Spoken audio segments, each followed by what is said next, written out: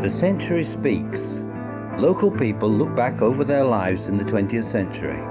Programme 1. Where We Live. It was cotton everywhere. Everybody was in cotton, and the ambition was to get involved in the cotton industry.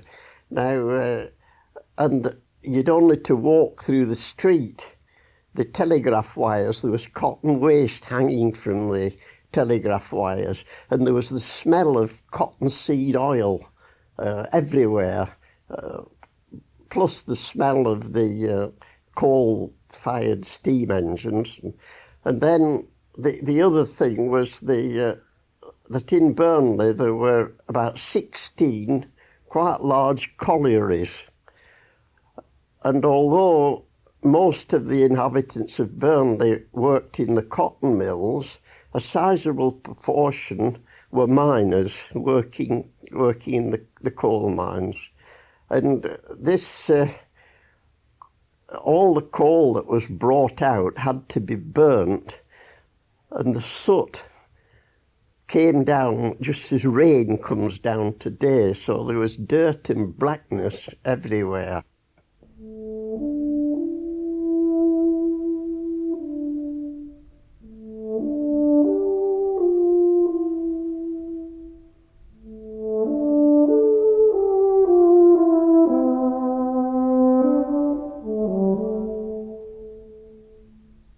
It was a terribly depressing town. Burnley was said to have the highest suicide rate in the country in the 30s, and I'm not surprised. All the buildings were black. The only time you could see Burnley from Healy Heights or the top of Brunshaw was late Saturday afternoon and up to, say, tea time on Sunday, because the mill fires were damped down at Saturday dinner when they finished work. And then the fire beaters, as they used to call them, used to go in about 3:30 on Sunday afternoon and beat the fires, literally, because they were just smouldering over the weekend. And you'd see all the smoke rising, and it was impossible to see Burnley for most days during the week from the surrounding hills. People in the 21st century are going to have great difficulty realising just what things were like in, say, the early 20th century or, well, up to about the 50s. I mean, there was a forest of factory chimneys, all belching smoke out, which meant the mill owners built their houses on the windward side of the town, and all the workers sat there in the muck at the bottom. I mean, believe me, there is absolutely no exaggeration in the effects of really bad coal pollution. We don't see nowadays fogs like we used to see in the old days. I can remember fogs in Stockport where the fog was literally so thick. And I'm talking about a fog so thick that every form of wheeled transport stops because it's absolutely impossible to see. In other words, if you're sat in a car with a bonnet and a mascot on the end of the bonnet, you can't see the mascot. That bad. I've seen fogs when it's dark, when with the street lights on, you couldn't see your hand held in front of your face. Believe me, that is no exaggeration. In Stockport, the only thing that kept going when there was a fog like that was the trams, because they were on tracks. And they knew there was nothing else on the road. And the conductor used to walk in front with what a smudge pot. It's like a cast iron kettle with a very wide spout, piece of rope pushed down it, some waste oil in the bottom. It soaks up through the rope, you light it, and you get a sort of a flare, an oil flare, smoky oil flare, which actually shows up very well in fog because it's flickering and it's yellow. And yellow, you can see it better than a white light in fog. And the conductor used to walk in front of the tram with the smudge pot, and the tram followed him at walking pace. If children were walking along, you know, they trail the fingers along window bottoms of terrace houses, your finger would be black. And women used to do the window bottoms twice a day. It was very difficult to put washing out except on Saturday afternoon or Sunday. And a lot of people wouldn't wash on Sundays in those days. Mustn't wash on the Lord's Day, you know. Couldn't sweep out. But everything was dirty. You'd to get washed several times a day. Your neck was black. Your knees were black. Your hands and arms were black because everything you touched was covered in soot. And the women fought an endless battle against it. Washing day was Monday, and no coalman dared go up anybody's back street on a Monday, of course. And but your washing would get smuts on them. I can remember going to Bolton when my son was born, and being in the pram outside where Mother lived then, opposite Hawlith Wood we lived, on Crompton Way, near Crompton Way, by then. And, I mean, the baby in the pram then had got smuts on his face. And, I mean, that was, 1943.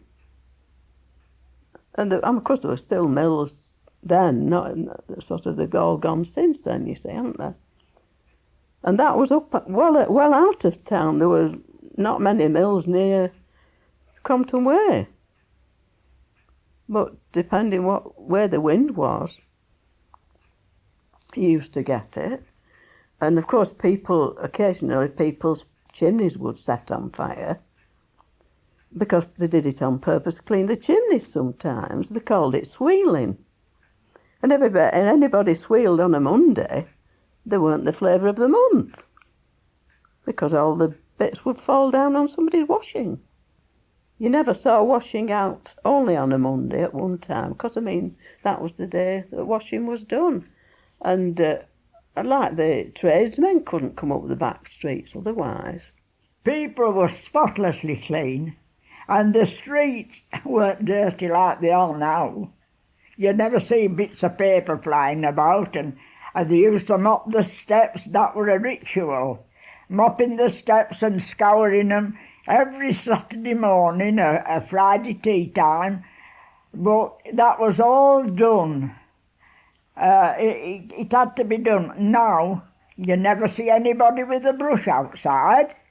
They don't on here. There's only us that swills out of on this back street. They don't bother. My flags, they're the cleanest on the row on here because they get done, he does them now, but I used to always do them. But let me have the old days back. To me, they were wonderful. Burnley was looked upon as a hellhole.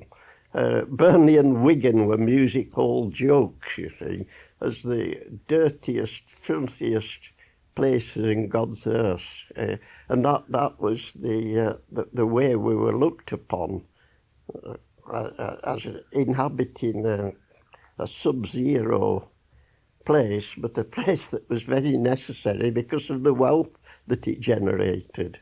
On the outskirts of the town, the better houses of the mill managers and the mill owners, and then you got these streets of stone-built, very well-built stone-built houses with the lovely scrubbed fronts and washed paintwork and proudly maintained of the work of the weavers and mill operatives, and then you entered fearful slum areas. Oh, it was dreadful to walk through them because the sight, when you looked in at the doors of the houses, the poverty was appalling, and these were horrible houses, that back-to-back houses that had been thrown up at the beginning of the cotton era, and then they were being let for £1 a week or something like that, and the poorest of people living in them, with people living in cellar dwellings, people in one above, and then paying slightly more to live higher up. The worst thing of all is always the question of getting rid of human excrement. And they'd no proper sewers, and they used to empty the chamber pot into the street gutters. So that of course was the smell. If it was plenty of wet weather to keep the gutters flowing, it wasn't too bad. But in the warm, hot summer weather, it became appalling. And people used to empty the chamber pots out of the upstairs window, and you had to be careful going by. And were children playing in the streets? Yes. The big game that children played with was marbles in the gutters. Well, it were damned horrible. It were horrible. And then they'd take the ruddies here and they'd go at fields and empty it at fields. It fields, just raw sewage there like that. And there were masses of birds and everything coming down here. I'll never forget them things and all that. I used to think, what a horrible thing. These here long drop toilets, they all had these pail toilets, and they used to come round, two blokes with a big cart. And it were, I can remember we used coming up, you know what were coming up there when they heard this hard big, they had a big Shire horse driving it like and all that. That was horrible. That was just the worst thing I'd ever known of in my life, for that, to see that. You'd be coming from the shop or something with for some fish and chips or something like that at shops, groceries, and this were coming past all the time, you know. Stench were terrible. I used to go in some terrible houses. Really, I did. You know, with no light, no electricity, and pitch dark. When I think about it now, I was terrified. I was terrified, I really were, and I used to have to go in some places. They used to have they'd make an old pub into like living accommodation. And I can remember one at corner where, it's called Vantage Chemist now, by the bus station. And that was an old pub, I can't remember its name now. And people lived in there. And so the whole way, obviously, nobody were paying for any gas in Orway, were they? Because they'd be struggling to pay for the gas inside their own flats. And it used to be absolutely pitch dark. And I used to have to grope my way in. We all had blinds that were pulled after dark, and a chap used to come and he'd walk up Westgate, or go around town, I suppose, but particularly we always knew we were coming up Westgate, and he did lamp lighting. He lit all lamps when there were any lamps to light, and he also shouted out, "Blackout in there," if there were any lights showing at all. But when war were on, of course, lamps were left off. But the same man after that did all knocking up, he did lamp lighting, and before that he'd done blackout. Ken Wilkins' father was lamp lighter, and he used to occasionally say to me and other lads, "Now then, do you want to light a lamp?" And yes, all right, yes. Well, go and light that up there. And there were one up Folly Lane. It were about 100 yards from road, and it was Last Lampy Barlick. Up that area. And he used to say, "Go on then," and he'd sit up milk kit stand where farmers fetch the milk to, and he'd light his pipe, and he'd say, "And don't touch any trees, because you'd a pole with flame at the end of it." And he used to let you go up Folly Lane past all these trees, and you'd to pull a chain, push a glass up with, there was a special hook on it to push this glass up, and then there was a special hook that you pulled down a chain. And that turned gas on, and then you put flame to gas mantle like. And don't touch mantle, whatever there was, because there used to be a hell on if mantle got broken, it was just a flame. Well, we never had a mantle at home, did we? Hardly. No, Ours were always a flame, weren't it? Because often there'd be a knock on our front door and somebody would say, Mrs. Palmer, you've a fire in your kitchen." And my mum would say, "Oh no, it ain't, I haven't got a gas mantle." I haven't a mantle. So we just had a flame. And it was useless putting them on, because there were 6 of us lived there as kids, and we all had plenty of friends. And door used to open and shut, and every time it opened and shut, once gas had been lit, there were no them mantles. They just flapped and out. So as soon as door slammed, That's me gas mantle gone again, she'd say, and there'd be no gas mantle for weeks, would there? Many a time. You only realise the grimness of it when you went away somewhere. Because the place we went to for holiday was usually Morecambe, and Morecambe wasn't far enough away, but if you went up to Scotland or down to North Wales, you entered a totally different world. Everything was a different colour. The trees were greener, and sheep were white. In Burnley, the sheep were black, and dogs were black. But when you went up to Scotland or North Wales, the animals, the cows and the sheep and the dogs, were all a different species.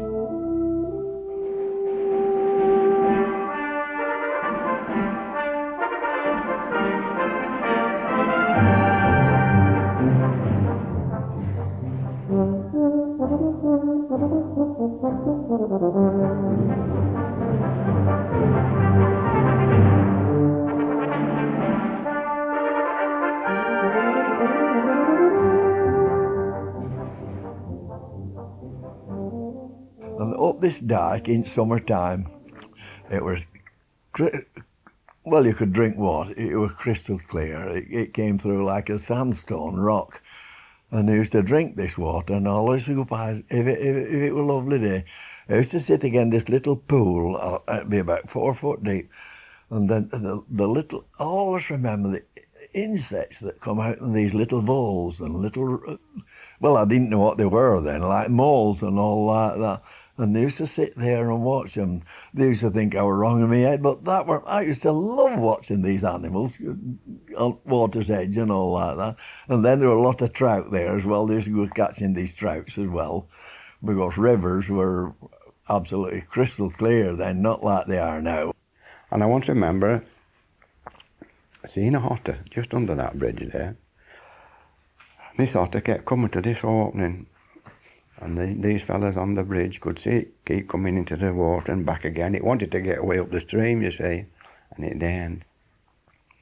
From there up past Dotliff Mill, you could get up to a lovely country. Ardenick, we used to call it, up the clough, Ardenick. There's a farm up there called Ardnall. And up there it was lovely. You could go tickling trout, and we used to dam the beck up there and have a pole. And in the 30s, when times were hard, the families would get up there, take a few sandwiches, and they'd be up there all summer. Oh, it was lovely. You went for walks in country, and we lived in Clayton Moors, which was like more rural, like farms. And when it was haymaking time, all villagers used to go and help to stack the hay for the farmer. And then after haymaking was done, the farmer's wife would make a bit of a party in the barn, and there'd be a barn dance, and she'd make, my mother used to brew beer to take and all sorts of things. It was lovely in the summer. To me, there used to be lovely warm days somehow. That's what I think about it. We're all sunny. And at night, like when the folks came home from work, the families that wanted to go, you didn't have to go. If you wanted to go, you'd go in the hayfield. It was a right big hayfield, and all the hay would be cut, and the mothers and fathers and all kids had gone. Of course, kids tumbled up and down it there, and the men and the women would rake it up and put it in stacks, you see, in stacks like that. And then I suppose in the morning the farmer came with his wagon and they loaded it up, I expect. But, we used to think it were grand. Yeah, no rushing, baked and raked up and get him on cart. But if you're a lad, it was honour to work on a farm, like, you know. Sometimes we got a shilling a week, not with 5p, weren't it? And you'd work like after school till sometimes 11 o'clock. Like you'd go home and you'd be, buggered, like your feet would be black with dust off there. But if it would rain, then we shook it out, it got a bit dusted it there, as you know. And you know, black feet went straight to bed, you know. And all baths in them days, you know, you just wash yourself down in trough. And I've seen us come off moo and drinking out at trough with horse, same time as horse, drinking out at trough to cool off. Aye. And they used to mow with horses in them days, mow machines, no tractors. And they'd single horse mow machines and double horse mow machines. That don't understand what I mean? One horse, single horse, and two, and some horses won't mow double. They won't walk with another horse, do you follow me? They'd only mow single. And when you caught him, he used to say to you, it was saying, he used to say, "Where's the been tonight?" "Yeah, I've been to a dance, I've got on with a lass." He says, "It's will she mow double?" Will she mow double? It was saying with that, you're serious, no laugh, they used to say, "Will she mow double?" Some horses won't mow double, because that used to mow in single, do you follow me?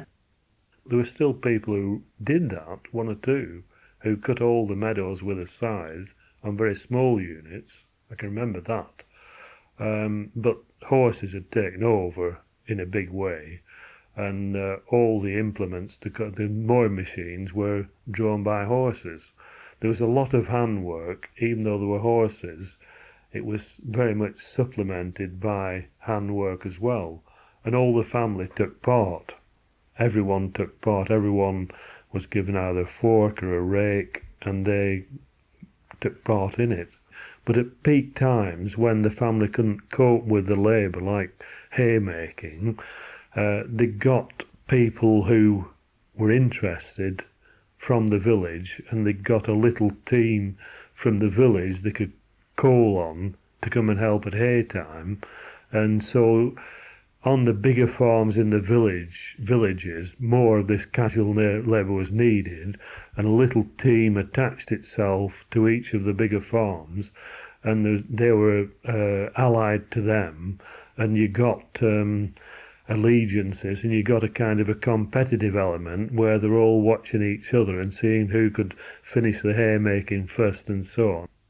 I think the biggest change would be the fact that when I was in my sort of young teens, and which we're talking about 40 years ago now, virtually every farm property out on the moors was a farm. And now very, very few farms there are really working farms in Brightcliffe. I can think not all that long ago there'd be 70 or so farms in Brightcliffe, each of them with a herd of cattle or sheep or so on.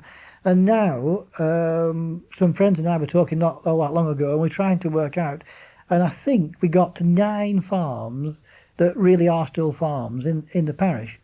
I can remember the farmers taking their milk down into the valley, because all the little farms they were what we called producer retailers. They used to produce the milk and sell it on the doorstep.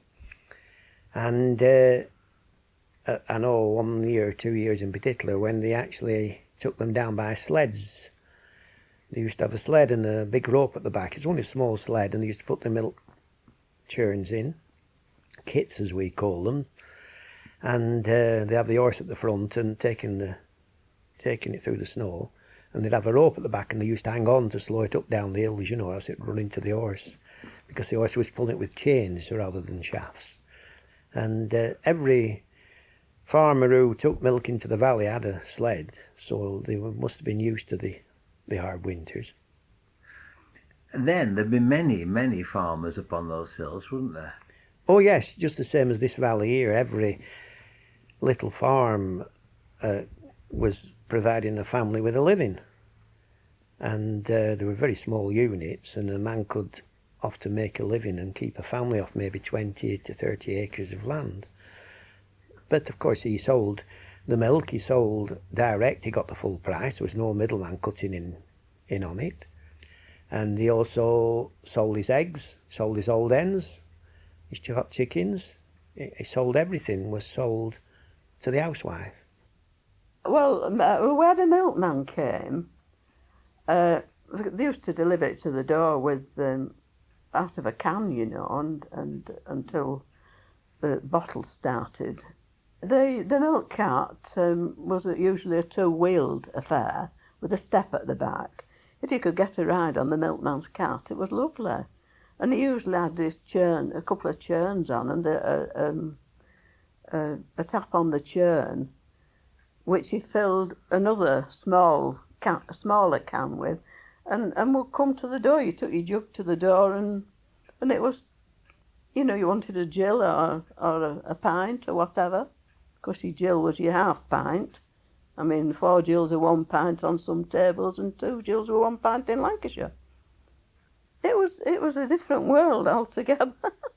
Yeah, sad. A lot of little farms have gone like they're privately owned now, aren't they? Every time a little one comes up, they joint land to another farm and they sell farmhouse, and then like a townie comes in, don't they? What we call a foreigner, you know. But it's better than dropping down, I suppose, isn't it? Like, in say, if you go back to say 1945. The industrial pollution created very acid conditions in the soil which retarded plant growth, and there wasn't the variety of plants grown that you can do now in this area.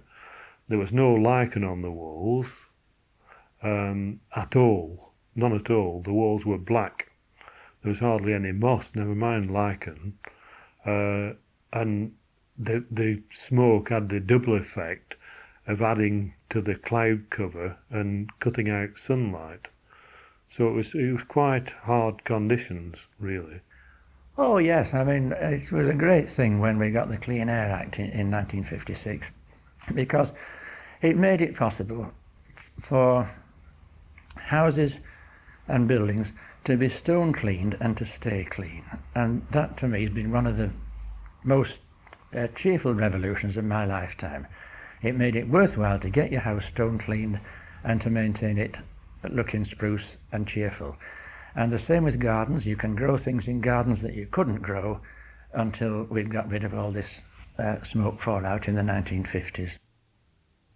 When this smell and everything started in the beginning, I didn't know what it was, so I started writing it down in a diary or even on the calendar. And I started, and I actually wrote at the time, itchy eyes, and I had no idea why I was writing that, but I thought something is affecting my health at the moment, and really I've always been a healthy person, so I knew that something was affecting it. And then of course when Georgina started with the asthma, and my son had some health problems as well, and he never told any of us about it until after the issue came out about the toxic waste. I think there are a lot of people, particularly elderly people as well, that have suddenly started with asthma. In one family that both the man and his wife have started with asthma. Why do you suddenly start with asthma when you get on when you're in your 70s? And I think the effect. I mean, my grandson used to say how he could taste it in the yard at school, at Chapman School. I know that it's going up there. I mean, sometimes I've had to shut the windows here. If that had been here since time immemorial, we would have known about it 33 years ago. It's not coming from the rock, it's coming from something else. Well, it is serious and it is worrying, and when we birdwatchers go out together, we are constantly talking about it and speculating about it, because it is real. Skylarks are down, meadow pipits are down, reed bunting's down, snipe, curlews, lapwings, all these birds are seriously down in numbers. The general consensus is that it's due to changes in agriculture, but I'm not completely happy about it as the reason. There's something more than that. For example, up Crown Point, where I've gone now for 50 years or more, skylarks have suddenly gone, but there hasn't been conspicuous agricultural change. So there's something else, I don't know what it is. It could be, and I only say could be, emission from vehicles or something of that kind. But it's all speculation now, even at the highest levels. They fertiliser mad, aren't they, and spraying. See, all the vegetables are sprayed, you know, aren't they? The carrots, tomatoes, everything's force grown. Like, we had 2, we want 4 next time, you know what I mean? Instead of like in nature, I'm a big believer, nature will turn, you know. Nature will only stand so much. I'm a nature man, a big believer.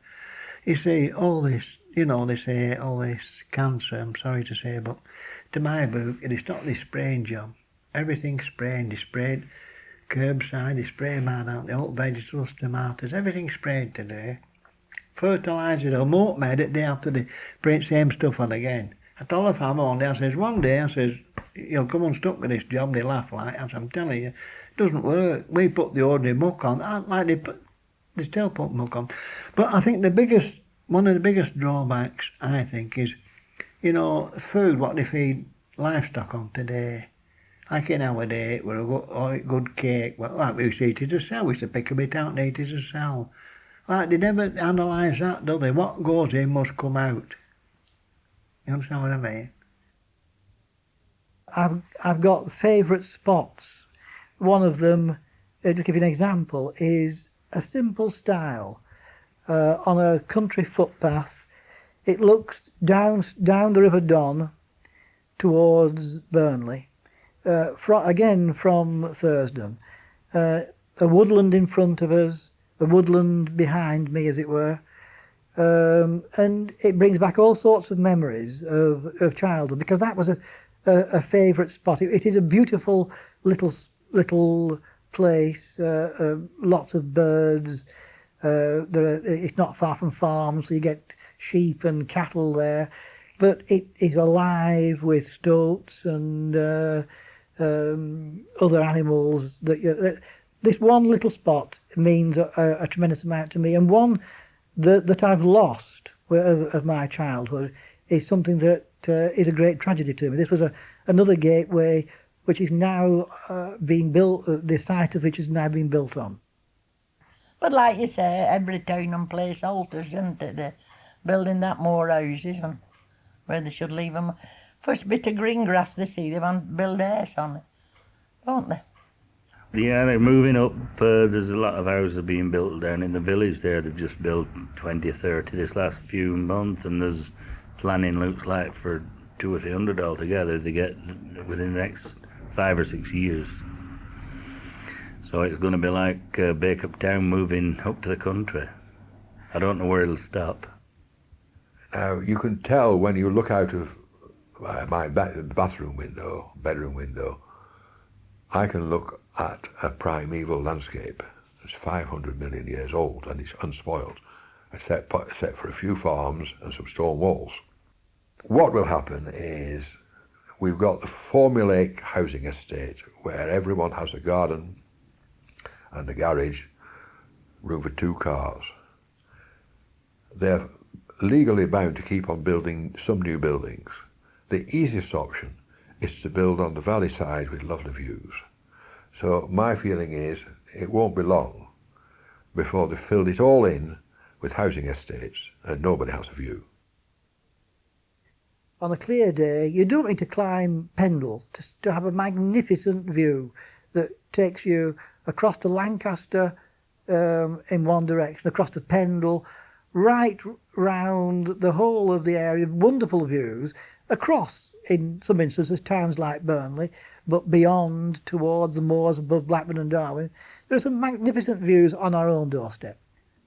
If you stand in the front doorway and look over the Ribble Valley, you can see right through to Blackburn on one side and over towards Skipton on the other. But the main thing is that it looks over the drop end of Pendle, which is like the biggest landmark, as far as I'm concerned, in Lancashire. And it's a tremendous view, whether it's raining, whether it's sun shining, whether it's blowing, whether it's hailing, whatever it's doing, it is the best view in Lancashire.